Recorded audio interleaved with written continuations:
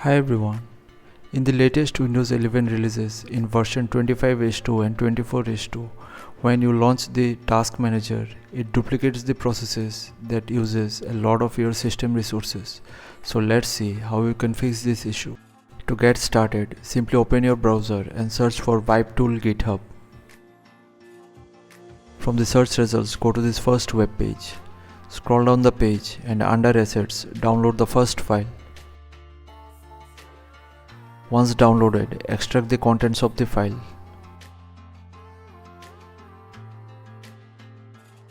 Now copy the path of the extracted folder. Search for command prompt. Right click over it and run it as administrator. Now type cd space and paste the copied folder path here. Now type wipe tool and hit enter. Once the wipe tool is activated, type in this command and hit enter to execute it.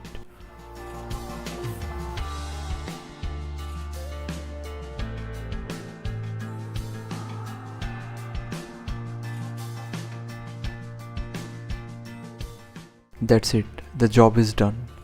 Now close everything and restart your computer and the issue will get resolved. So thanks for watching. Please feel free to subscribe and support the channel if you found the content helpful. Thank you.